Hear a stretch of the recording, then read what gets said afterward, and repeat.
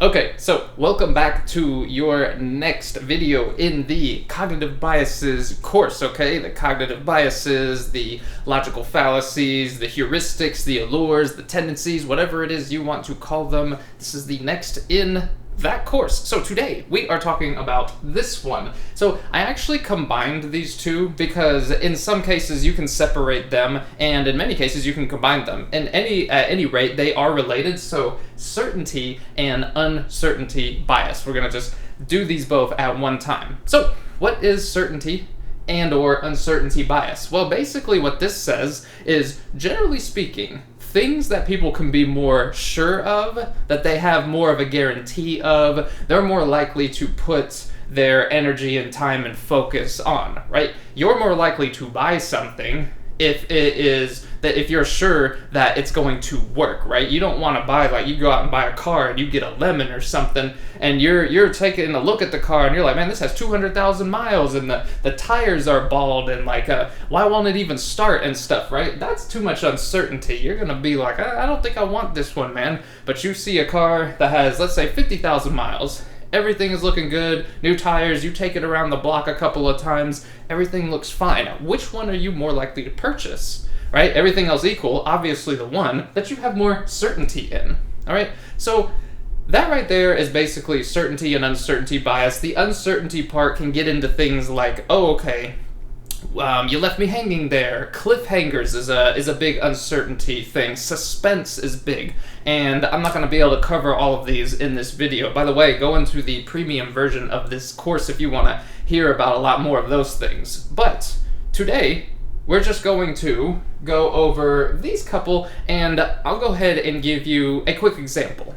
All right, so here's a good example showing you certainty versus uncertainty and how it would work on you. Think about this, okay? So let's say here's you right here. So here's you, and you're going on vacation. Okay, you're going on vacation to a foreign country. It doesn't matter where it is. It doesn't matter. Let's say for the sake of argument, you live in the United States and you're going on vacation to just England. Okay?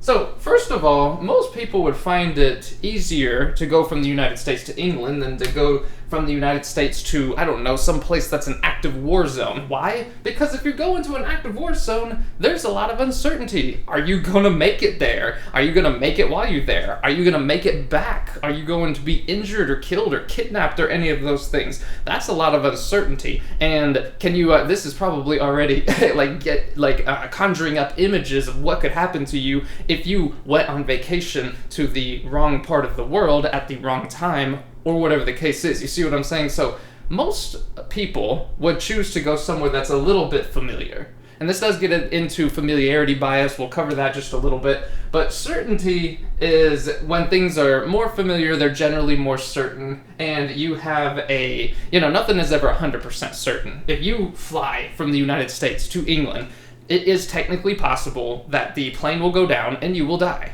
It happens once in a while. It doesn't happen enough for people to stop flying, and you probably don't remember the last time you saw this happen to somebody or you met somebody that it happened to, all right? And if you did, you're probably the outlier in the situation. You probably, I knew somebody, but most people I know don't know somebody like that, right? So there's a lot of certainty. Think about it. Just think about airplanes. If every other time you got onto an airplane, it crashed, that's too much uncertainty. You're like, dude, I'm never getting on one again. All right? But let's say you're flying from the United States to England, and you go to England. Okay, so you still speak the national language, right? If you spoke English in the United States, you can communicate just fine with people in England. You might not speak the Queen's English, but you get what I'm saying. So check this out. So let's say you go over there, and this can be applied to pretty much any country, all right? But let's just say you're just going to England, and you're like, okay, I know they have a lot of different kinds of food and stuff here, and I'm just getting here. I'm hungry. I want something to eat, and you see this. You got a choice between this restaurant here, okay, and this one right here. All right, so let's say the one on the right, though, you're like, dude, that place on the right, it looks pretty neat. Let's call this Bob's. No, let's not call it that. okay, for the sake of copyright. You'll see right here in a second. Let's call it Betty's, okay? Hopefully there's not such a thing as this. Betty's Burgers. Now, you know why I couldn't call it Bob's, right? Also, if there's such a thing, I'm sure there's a Betty's Burgers out there somewhere. Sorry, guys, if there's any, what is that disclaimer people put up sometimes? Any similarity between what I'm talking about here and things in real life is purely coincidental. It is, okay? So, Betty's Burgers, you see this, you're like, okay, well, that's a kind of some certainty right there for me. I know what a burger is. I've had plenty of burgers. Now, the issue, though, is I do know that food in England is a little bit different than food in the United States, at least with some things. There's dishes that you'll get in England or in Europe or just wherever. You don't have to go to England. This could be France or something, okay? Maybe I should have put that up there because that would have been a little bit, it would make this make more sense. But we'll stick with England. You can put France in there, it doesn't matter. You see Betty's Burgers here, and then right next to it, you see this other place, right? And this other place is called McDonald's. Okay, and you're like, okay, I'm really hungry right now. I don't have that much money. I don't have much time either, and I don't have the ability. I can't waste my money on what I'm going to eat here because at least until I get to wherever I'm going, I need to just get some food that I'm going to eat and get where I'm going. I'll meet up with the people I'm supposed to meet up, and then maybe we can go out and they can show me the sights or whatever the case is. Which one of these are you more likely to pick? Honestly, it's that one. It's McDonald's, right? We're talking about McDonald's, the Golden Arches. You know what McDonald's is. Everybody does, right? Because there's more certainty. You're like, okay, Betty's Burgers, that sounds okay. It could have been something else. It could be Betty's Bacon Clubs or something like that. It doesn't, or Betty's like Crab Shack or something. It doesn't matter necessarily what it is, but since they're both kind of burger places, you're going to think that, okay, which one, though, is more familiar, therefore, in this case, more certain?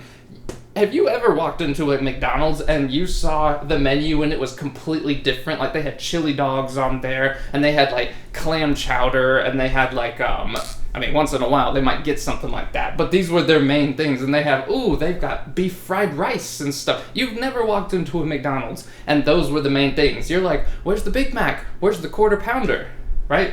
I guess that in this case, that what is that joke off of Pulp Fiction, the Royale with cheese or whatever? But even still, you're gonna see the picture of it. You'll be like, oh yeah, I know what that is, right? When you go to Betty's Burgers, every single thing they have there is a little uncertain because you've never had it before, right? You've never been exposed to it. So McDonald's having the more certainty is going to be the place. Here you go, where you go. Most likely, most people in most cases would do this. Now you could make the argument, well, if I'm going to England, I want to try some mom and pop stuff. I want to try some different stuff. Yes, that is true, and that is where you get into novelty bias. A little bit of uncertainty, by the way, is not always a bad thing. You could use uncertainty in an artistic way to create novelty bias and trigger that. But in this situation, especially if you're in a hurry or if you haven't met up with your friends or whoever it is that you're going to go to England to see, and you're just got there. And like I said, if you change this from England to France or to some other place, right, that you've never been, and they have a mom and pop place, and then they got this, you've got a lot of uncertainty already because you're like, okay, I've never been to wherever this is in England. It's like, I don't know how to navigate London. I don't know exactly what the customs are. I mean, they're probably not too much different from the US, but you can go to just a different state and have this happen. You go from a state that you live in the US to another one, and you see this choice right here, depending on however much else is going on in your mind. Because remember, the biases, including certainty and uncertainty bias, are meant to make the processing load on your brain easier. That's what all of them are meant. They're meant to run these scripts for you, so you're not having to always think about what you're doing. Right? Imagine if every single time you walked into a McDonald's, you were like, okay, a Big Mac. Okay, what is that like? Okay, you have these sesame seed buns. It's got a bun in the middle. That's kind of strange. It's got, okay, 2 patties, and it's got like this different secret sauce or something on it. And no, you don't do that, right? Your brain just remembers immediately what that is. All right. So with Betty's Burgers, everything there, you're gonna have to do that. What I was just doing with the Big Mac. right? And list everything out and kind of think and think and think. And your brain wants to use these biases to make it so you don't do that as much as possible, especially while it's under heavier load to begin with. And there's a lot of heavy load when you go to a different place that you have never been before, especially if it's another country, even if they speak the same language, right? Because you're thinking, okay, I don't know anybody, I don't want to offend anybody, I don't know exactly the customs here, I don't know what foods are good or not. They might put weird things in their burgers in England or something. I mean, this may or may not be true, but your brain kind of thinks this because there's so much uncertainty. So what it does, it's like, okay, look right now for all the things that you can find certainty in, and we're going to start from there and work up. So if you see a McDonald's next to Betty's Burger, you're going to be like, we're going to McDonald's because we at least know exactly what to expect, right? And let's say I think a pumpkin juice is popular over there, or at least Harry Potter made me believe that it is, right? They're like, oh yeah, over here we like pumpkin juice and stuff. If somebody offers you that, or a Coca-Cola in either one of these places, you're probably going to go with the Coca-Cola. Why? Because it's certain. There's not much uncertainty. You're like, I know what Coke is going to taste like every single time that I drink it. If I buy some pumpkin juice, I might not like it and I'll waste my money. And while your brain especially is under load, meaning like it's juggling all sorts of different new uncertain things in a new country or something, it's going to find as many of these McDonald's situations as possible. Be like, pick that, man. Don't go and do whatever it is. You know, you could go, I don't know. They're like, hey, we got all these activities out here in England. You can, I don't know, let's just make something up. You could be like, you could sit down and play chess with somebody, and you're like, okay, I kind of understand that. You know, I might not be that good at it or whatever, but I know what chess is. And then they're like, oh, well, there's this other activity where we put you on the back of a horse and you joust with somebody else. You're probably not going to choose that one, at least not the first time, right? Because it's too uncertain. It's too weird, right? You need more certainty. And that pretty much is what the certainty bias is about. Now, if you think about it, where in your life has this helped and hurt you? Because you can get too certain. The issue is when you only ever go and you fall into patterns of certainty, you never grow, right? You never expand your mind. You're not as open-minded. You don't have new experiences. Right? Think about it. Think about, like, ever since you were born, if you had to watch the same movie, you never saw anything else but one movie, the first movie you ever saw. You know, I don't know, some Barney movie or whatever, but that's the only thing you ever watched because you wanted certainty. Or you only played the same video game, or you only talked to the same friend since you were born, basically, and you knew no one else besides just your parents or something. Doesn't that sound like a terrible life? So you want some uncertainty. When we're talking about this right here, and if you think about it, if you're either in sales or you see a company selling something that's completely new, you're probably more likely to not buy the completely new thing until there is more certainty, meaning other people have bought it, there are reviews of it, it's becoming more mainstream, you can understand it more, right? And then things become adopted. Think about anything. Right? Think about cell phones. I remember when cell phones really started hitting their stride. Not where you were carrying them around and when you pick them up, they look like a hairdryer or something and they were huge. I'm not talking about that, but even then, you can say that most people didn't have them back then because they were too uncertain. First of all, it was a pain to carry that thing around. You had to put it in a case like a musical instrument, right? And it was heavy and it was clumsy and they were extremely expensive and all these things. And people were like, that's too much uncertainty. We're not sure it's going to work all the time even. Has your phone ever, like, you've been calling to somebody and the call dropped? Or, like, you texted somebody, maybe they didn't get it. Or something like that. Those sorts of things were much more likely back when cell phones were being, like, invented and stuff. Or, like, they really started hitting their stride. And back when they were first, you know, you had the little Nokias, right? And all it had on it was you could call somebody or you could play the snake game, right? Y'all remember the snake game? To where you had all these little dots, right, inside of here, and then you had a snake. It was a line like this, and the farther you went and you kept moving the snake like this, he'd get longer and longer and longer, right? You guys remember that? If you don't, well, then this is a good example of, see, phones got more and more certain, and when people got more and more they had more faith in them. They started developing more things. When's the last time you played Snake? It probably hasn't been recently. You were probably playing something like, I don't know, Candy Crush or Angry Birds or whatever is new now, Among Us, right? And you see what I mean? So even back then, those things were uncertain, so not as many people really started adopting them. If you were an early adopter, that was neat, but there were bad things about it too. It was expensive for one, right? And the other thing is there weren't as many people. You know, they got cell phone repair shops, they got all these apps, they got all these cases, they got all this